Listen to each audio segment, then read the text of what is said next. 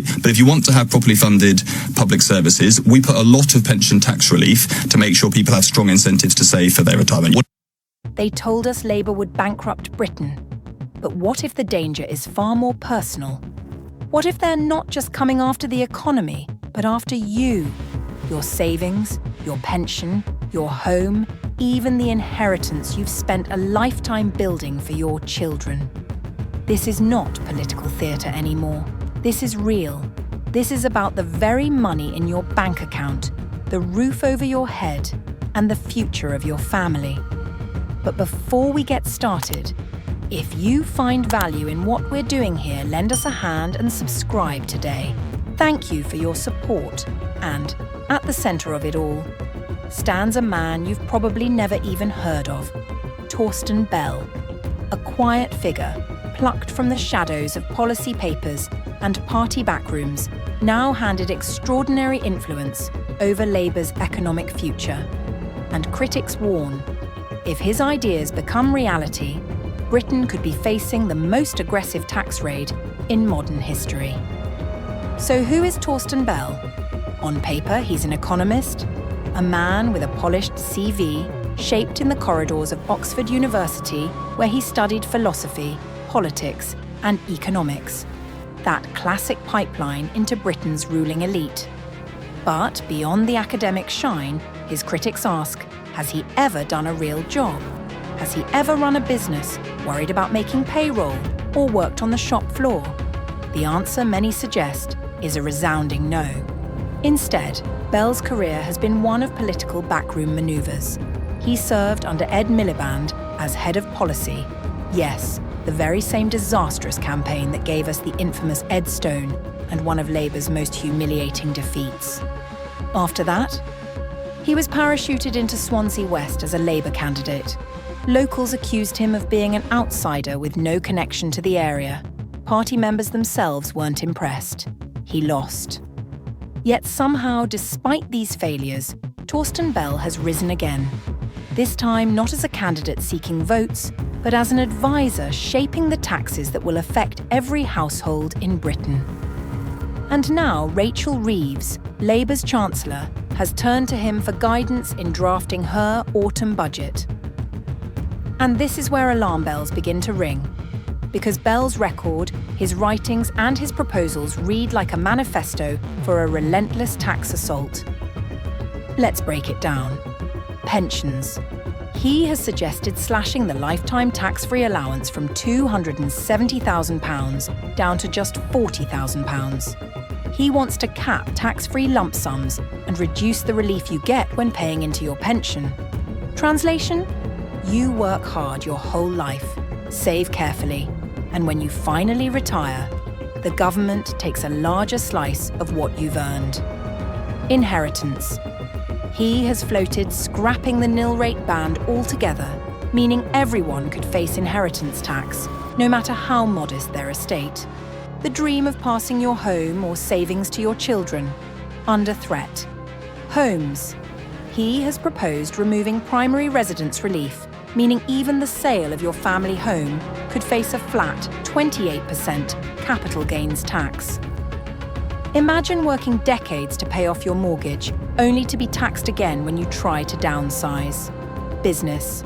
Reliefs for entrepreneurs, small businesses, and even farmers could be scrapped. The very people who drive innovation and employment would face higher burdens. Fuel and cars.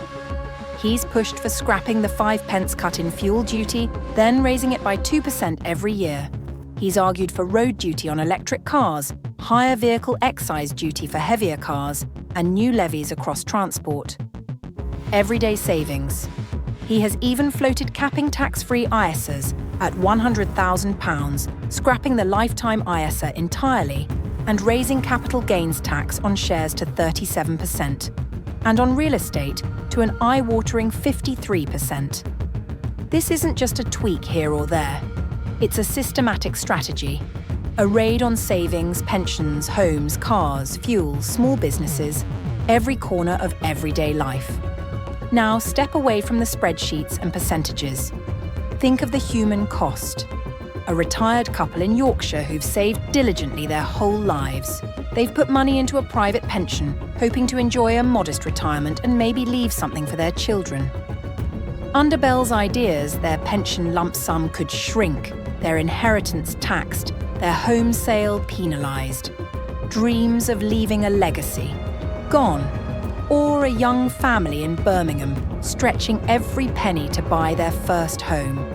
If capital gains tax on primary residences becomes reality, they might never escape the trap of high mortgages and low security, or the self-employed builder in Manchester, already struggling with rising costs.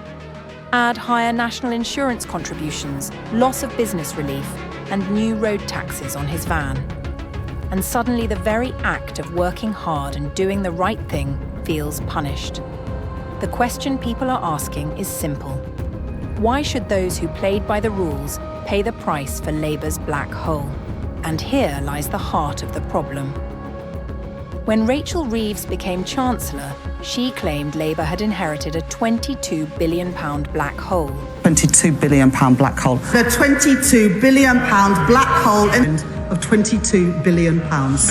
But that figure has since ballooned to £50 billion. The question now is, how will Labour fill it? Torsten Bell appears to have the answer. By taxing you, the taxpayer, until, as one critic put it, the pips squeak. This isn't just about balancing books, it's about ideology. Bell represents a school of thought that sees every pound in private hands as a pound the state could put to better use. Savings aren't seen as achievements, but as revenue streams waiting to be tapped. And that's why his appointment has rattled not just Conservatives, but ordinary Labour voters too. Because this isn't just an attack on the wealthy. It's an attack on the middle class, the working families, the strivers who've built Britain brick by brick. Let's be clear, Britain has seen tax rises before. Every government does it. But rarely on this scale, rarely with this intensity, rarely with such disregard for ordinary people's lives. If even half of Bell's proposals make it into Labour's budget, Britain could be facing the end of tax-free savings as we know it. A pension system that punishes, not rewards, saving. Higher costs for drivers, homeowners, entrepreneurs, and families. And a culture where aspiration itself is taxed into extinction. Critics say Torsten Bell hasn't lived in the real world. He hasn't lain awake worrying about staff salaries, hasn't risked his own money on a business venture, hasn't got his hands dirty in manual labour. Yet now, he's in a position to decide how millions will live, save, and retire. That's the danger. That's why commentators call him Labour's tax monster. And so we arrive at the question Britain must face. Is Torsten Bell simply a bright mind offering suggestions? Or is he the architect of a tax revolution that could shatter the financial security of millions? Is this the price Labour is willing to demand, stripping away savings, pensions, and homes to paper over a £50 billion black hole? Or is this proof that Labour, once the party of the working man, has lost touch with the very people it claims to represent? The autumn budget is coming, and with it, answers. But until then, the question remains, do you trust Torsten Bell and Labour with your future, your money, and your children's inheritance? What do you think?